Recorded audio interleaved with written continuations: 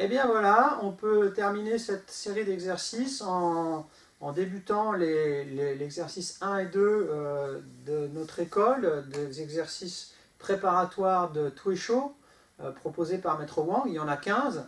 De toute façon, vous retrouvez ces 15 vidéos un peu plus loin sur le site.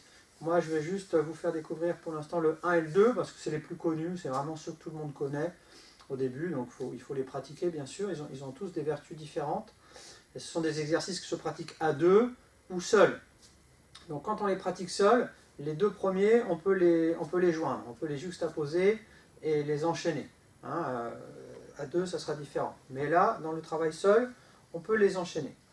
Donc ça ressemble beaucoup à ce qu'on a fait précédemment, mais il y a une petite différence. On va monter les bras un petit peu plus haut, vous voyez, la posture de départ sur le yang, la posture haute. Hein. On a ici comme un cercle. On a un bras qui est ouvert ici, pas trop, pour pas qu'il y ait de tension ici, donc voilà, mais relâché, et un bras qui est devant, hein, dans l'axe ici, dans la cardinale. Ça c'est important, on n'est pas ici, on est comme ça. Lorsqu'on va se relâcher sur le yin, la spirale descendante, on relâche les bras, et sans remonter les jambes, on reste ici en bas, les bras remontent dans l'autre sens. C'est-à-dire que là, tout à l'heure, on était là, et là, ils se retrouvent exactement à l'inverse. Mais il y a toujours un bras qui est devant dans la cardinale, et un bras qui est sur le côté, mais pas trop, plutôt dans la diagonale, on va dire. On a encore l'idée d'un cercle. Donc ouais, on pourrait les faire directement, hein, mais nous, on va passer par le relâchement. Alors, ce qui n'est pas facile à comprendre, c'est que les bras, ici, sur le relâchement, remontent sans qu'on touche aux jambes.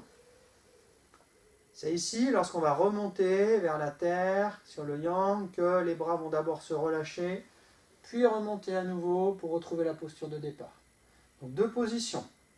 Première, deuxième, première, deuxième.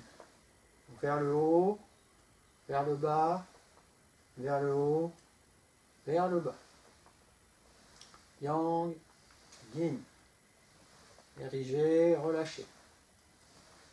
Ok, donc je fais un petit peu, je vous montre un peu les défauts qu'on peut trouver. L'idéal, c'est de garder la tête droite. Si on part comme ça avec la tête, vous voyez que je perds un peu mon axe vertical là. Je ne sais plus trop où je suis. En fait, quand je fais ça, je garde mon axe vertical. Je m'enroule autour de mon axe vertical, dans une spirale montante et une spirale descendante. L'autre défaut, ça va être de ne pas relâcher les bras. Donc on pourrait... Il y a des petits malins qui essayent, hein. Mais nous, on va passer toujours par un relâchement. C'est pour ça que des fois, on passe par un... On claque un peu les cuisses pour être sûr qu'on ait bien ce relâchement. Après, il n'y a pas besoin. Ensuite, ça arrive où on ne sait plus trop où sont les bras. Hein, on retrouve des choses un peu comme ça. Alors non, rappelez-vous, il y a un bras devant et l'autre sur la diagonale. Un bras devant, un bras ouvert. Il y en a toujours un des deux qui est dans la cardinale, face caméra. Toujours un des deux. Et puis ici, il n'y a pas de tension. C'est relâché. De toute façon, il y a toujours le relâchement. Ça, c'est